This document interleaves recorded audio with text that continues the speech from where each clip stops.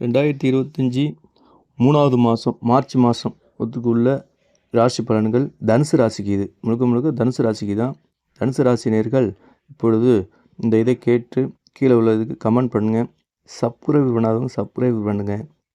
அதாவது தனுசு ராசிக்கு பார்த்தீங்கன்னா இந்த மார்ச் மாதம் ரொம்ப அருமையான மாதம். இந்த மாதம் அவங்களுடைய தன்னம்பிக்கையிலே பாடுபடணும். காரணம் கேட்டால் முழுக்க முழுக்க லக்னாதிபதி இயங்கக்கூடிய குரு ராசிக்கு 6ஆம் இடத்தில் குரு இருப்பதால் முழுக்க முழுக்க தன்னம்பிக்கை, தன்னுடைய எதிரியை எதிர்த்து போராடக்கூடிய சூழ்நிலைகள் ஏற்படுத்தும். காரணம் என்ன கேட்டிங்கன்னா, அந்த 4ஆம் அதிபதி லக்னம் 4ஆம் அதிபதி சொல்லக்கூடிய குரு 6ஆம் இடத்தில் இருப்பதால் எதிரிகளை சந்தித்து ஒவ்வொரு நாளும் வாழக்கூடிய சூழ்நிலை ஏற்படுத்தும். படிக்கிற பிள்ளைங்களுக்கே பார்த்தீங்கன்னா ஸ்கூலில் போட்டிகள் தான் வாழக்கூடிய சூழ்நிலையை ஏற்படுத்தும். கடுமையான போராட்டத்துக்கு பிறகு தான் வெற்றிகளை கொடுக்கும்.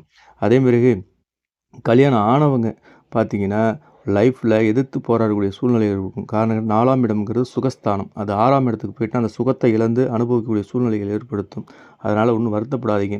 இன்னும் ஒரு 2-3 மாதத்தில் குரு பயிற்சி வந்துவிடும். குரு பயிற்சி மாறுங்காலம் வரைக்கும் உங்களுக்கு கொஞ்சம் சிரமமாக இருக்கும். குரு பயிற்சி மாறிடுச்சுன்னா உங்களுக்கு அபூர்வமான யோகத்தைகள் கொடுக்கும். காரணம் கேட்டால் 2வது 10ஆம் இடம் சொல்லக்கூடிய தொழில் ஸ்தானம், அது 4ஆம் இடத்திற்கு நீச்சமாயிட்டுங்கிறதுனால 10ஆம் இடம் தொழில் கொஞ்சம் பாதிக்கும்.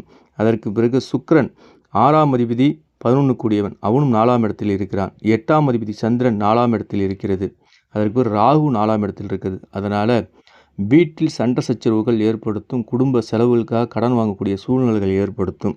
அதனால் கண்டிப்பாக நீ வாங்கி தான் ஆகணும். இந்த செலவுகளை வாங்கிட்டிங்கன்னா வரக்கூடிய குரு பயிற்சி முடிந்த கால பிறகு உங்களுக்கு லைஃப் ரொம்ப ஓஹோன்னு இருக்கும். அதற்கு பிறகு எல்லாத்தையும் மாற்றிக்கலாம். அதனால் இந்த ஒரு குரு பயிற்சி இந்த வருஷம் 2025 மாறுங்காலம் வரைக்கும் கொஞ்சம் கடுமையான செலவுகள் இருக்கும். அதனால் செலவுகளை குறைத்து அந்நாடுக்கு தேவைப்பட்ட செலவுகளை மட்டும் வாங்கி செலவு பண்ணி குடும்ப செலவுகளை ஓட்டவும். அதற்கு பிறகு 12ஆம் அதிபதி 5ஆம் அதிபதி சொல்லக்கூடிய செவ்வாய் லக்னத்து ராசிக்கு 7ஆம் இடத்தில் இருப்பதால் கொஞ்சம் கவனமாக மூளையை செலவு பண்ணுவோம். மூளையில் அதீத செலவு பண்ணுறதுக்கான ஒரு யோசனைகளை அதிகப்படுத்தும். அதனால் கவனமாக செல்லவும்.